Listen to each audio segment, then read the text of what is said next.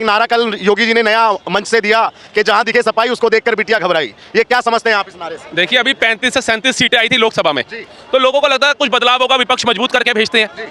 तो जैसे ही सपा अयोध्या में आई, 12 साल की दलित बिटिया ऐसी घबराई कि अखिलेश यादव ने न्याय की गुहार नहीं लगाई, डीएनए की गुहार लगाई। तो इसमें गलत क्या कहा योगी आदित्यनाथ ने? मतलब एक 12 साल की बच्ची अपावन नगरी अयोध्या में अगर सेफ नहीं है तो आप क्या समझ सकते हैं? और उस मुष्टंडे के ऊपर, उस राक्षस के घर के ऊपर अगर बुलडोजर कार्रवाई हुई तो छाती किसकी घबराई, ये भी तो बताइए अखिलेश सरकार। किसकी छाती घबराई? मैं तो कहता हूं पेंटोसिड डीएसआर की गोली आती है गैस की, ये जितने सफाई हैं इन सबको एक एक दे देनी चाहिए कि जब जब ऐसे दरिंदों के घरों पे बुलडोजर चले ना, तुम गोली खा करके बैठ जाओ। मतलब तुम ऐसे लोगों के साथ हो जो 12 साल की, छोड़ो मैं कहता हूं उम्र क्या है, तुम बिटिया पे इतनी बुरी नजर डालते हो। क्या तुम्हारे घर में माँ बहन नहीं है? अखिलेश यादव तो खुद एक बेटी के पिता है, उनको सोचना चाहिए। खुद एक मैरिड लाइफ जी रहे हैं, उनको पता चलना चाहिए कि एक सेक्सुअल लाइफ बनाते हुए कितनी पेन होती है एक महिला को। और वो 12 साल की बच्ची को निचोड़ रहा था इनका नेता, और ये ऐसा इंसान है और इसके कार्यकर्ताओं को तो डूब के मर जाना चाहिए। सर, डीएनए रिपोर्ट आ गई, उसमें साबित हो गया उसके नौकर ने भी बलात्कार किया, वो भी उसमें शामिल था। एक जो डिंपल यादव जी का जो कार्यकर्ता था उसने भी किया, उसका भी डीएनए रिपोर्ट। सिंह यादव कन्नौज वाले आ गया, उनका भी डीएनए रिपोर्ट। अभी तक वो इनके कार्यकर्ता कैसे बन के बैठे हैं? अभी तक वो मंडल का अध्यक्ष कैसे बन के बैठा है? लात मार के क्यों नहीं हटाया? आप बताइए। क्यों? मतलब यादव है तो फिर वो संविधान से ऊपर होगा, कोर्ट से ऊपर होगा। अगर अखिलेश सरकार है तो वो कोर्ट और संविधान से ऊपर होगी। तभी कार से वो घर में घुस घुस के गोलियां मार रही थी, तब उनको याद नहीं आया कि भैया कोर्ट न्यायपालिका भी है इस देश में, सबसे बड़ा लोकतांत्रिक देश भी है ये, संविधान। भाई सवाल तो सरकार पे भी उठता है ना भाई, वहां जब योगी की सरकार है और उसका डंका बजता है तो ये घटनाएं क्यों हो रही है वहां पे? एक बात बताइए, घटनाएं क्यों हो रही हैं? घटनाएं क्यों हो रही हैं? अगर आप 3 से 4 बड़ी बड़ी घटनाएं उठा करके देख लो, जिम्मेदार कौन निकलता है उसका? उसके अंदर साठगांठ किसकी पाई जाती है? फिर क्या आ जाता है कि हिंदू मुस्लिम करते हैं, हिंदू मुस्लिम करते हैं। अरे हिंदू मुस्लिम मोहिब खान को किसने कहा था कि जाकर के 12 साल की बच्ची के ऊपर तू ये दरिंदापन कर?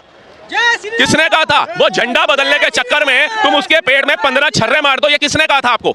आप बताओ। ये योगी बाबा ने कहा था आपके मेरे या किसी मुस्लिम भाई ने जाकर कहा था भैया ये झंडा तेरे उतार रहा है, इसको मार दे? ये बाबरता किसके अंदर आई थी? आप बताओ ना। बाबरता अगर गलत इंसान करेगा तो वो गलत ही भुगतेगा और कोई नहीं। अगर जयचंद ने पृथ्वीराज चौहान जी को धोखा दिया था तो भुगता उसी ने था। आज गालियां पीढ़ी दर पीढ़ी वही खा रहा है, कोई और नहीं खा रहा। पृथ्वीराज चौहान जी सबके दिलों में क्यों जिंदा है? महाराणा प्रताप जी क्यों जिंदा है? कौन मारा भाई? कौन मारा ये? अरे कौन मारा भाई? अखिलेश का कोई चमचा होगा, उसे मिर्ची लग गई क्योंकि उनको अपनी माँ बहनों का भी इज्जत का नहीं है। ये तभी ये हरकतें करते हैं ना। वो दुनिया में माँ बहनों की इज्जत क्या करना सिखाएंगे? तो ये जो चीजें हैं, ये जो सोच है, इसी को तो बदलाव करना है। अगर ये बताइए योगी आदित्यनाथ कोई परिवार में है उसके? आपने देखा? हमने तो नहीं देखा। नेहरू जी की पीढ़ी दर पीढ़ी दर पीढ़ी, अभी तक सबको पता है कि भैया जी नेहरू जी की बेटी इंदिरा गांधी जी का बेटा कौन? संजय गांधी, राजीव गांधी का बेटा कौन? वे राहुल गांधी, प्रियंका गांधी। उधर से कौन? वरुण गांधी, मेनका गांधी। सबको पता है। सरदार पटेल जिन्होंने 500 रियासतों को मिला करके भारत को इतना बड़ा बनाया, उनके बच्चे, उनके परिवार को जानता है कोई? बताएगा कोई नाम? भगत सिंह जी के बच्चे या परिवार का कोई नाम जानता हो?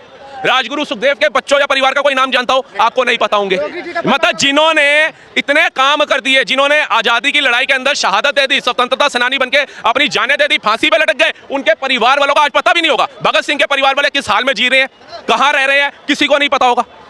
हमारे केजरीवाल जी कहते हैं मैं भगत सिंह का अनुयायी हूं। क्या किया तुमने उनके परिवार के लिए? एक उदाहरण दे दो मुझे। फोटो लगाने से महान नहीं होता सर। मैं भी अपने घर में मंदिर बहुत अच्छा बना लूं, जब तक मेरी भावना, मेरी श्रद्धा मेरे इष्ट के लिए नहीं है ना, वो मंदिर का कोई महत्व नहीं है। बटोगे तो कटोगे, ये नारा तो सुर्खियों में आजकल ट्रेंड में है, ठीक है। लेकिन आज इस पे पहली बार कांग्रेस ने और कांग्रेस के अध्यक्ष ने मल्लिकार्जुन खड़गे जी ने कहा कि जो गेरुआ वस्त्र धारण किए हैं वो देश को बांटना चाहते हैं। क्यों बांटना चाहते हैं? इनको बोलिए ये भारत जो है ना, भारत की पहचान उसकी संस्कृति से है, उसकी सभ्यता से है, इन लोगों से नहीं है उनकी पहचान, आपसे मेरे से नहीं है। आप एक बात बताइए, क्या आज हम जी रहे हैं ना? आप त्रेता युग, द्वापर युग में देखिए, महाराम श्री राम के पिताजी दशरथ के पिताजी, आज उन तब का कार्यकाल लीजिए, उसमें अगर उनका महाराजा थे ना, राजा थे, उनका जब महल सजता था, सिंहासन लगता था, उसमें पूछताछ किससे होती थी? गुरु वशिष्ठ से। कि बताइए मुझे यह यज्ञ करना है, इसको कैसे करना है, मुझे अपने पुत्र का विवाह करना है, कैसे करना है, मुझे इस चीज में पैसा इन्वेस्ट करना है, इस राज्य को विकसित बनाना है, कैसे बनाओ, राय ली जाती थी हमारे। उसके बाद आप आ जाइए त्रेता युग में, द्वापर युग के अंदर आ जाइए, उसमें भी क्या था? इसमें गुरु द्रोणाचार्य थे ना, बैठे थे ना महाभारत में, पूछा जाता था ना, अंगूठा मांगा था ना एकलव्य ने, दिया था ना। सबसे बड़ा धनुधारी अर्जुन को बनाया था ना। जब हमारे त्रेता, द्वापर, इष्ट कालों से हम साधु संतों के अंदर घुस करके उनकी शिक्षा को प्राप्त कर करके आज तक यहाँ पे बने हुए हैं। और कितने लोग आ गए थे सनातन को खत्म करने। रावण भी सनातन खत्म करने आया था, खुद खत्म हुआ। कंस भी सनातन खत्म करने आया था, खुद खत्म हुआ। मुगल भी सनातन खत्म करने आए थे, खुद खत्म हो गए। अंग्रेज भी सनातन खत्म करने आए थे, खुद खत्म हो गए। आज भी जो सनातन को खत्म कर रहे हैं वो खुद खत्म हो रहे हैं। लेकिन मंदिरों को लूटने वाले, अगर आप पूछ लेंगे, मंदिरों को लूटने वाले भीख मांगते नजर आएंगे। मंदिर आज भी हमारे इतने सोने हीरे मोतियों में चमचमा रहे हैं। आप जा करके देखिए, आज इतना मंदिरों को लूटने के बाद भी जितना टैक्स मंदिर दे रहे हैं, ये कहते हैं राम मंदिर के अंदर इन्होंने 5 लाख दियो का टारगेट रखा, इस बार 10 लाख का रखा।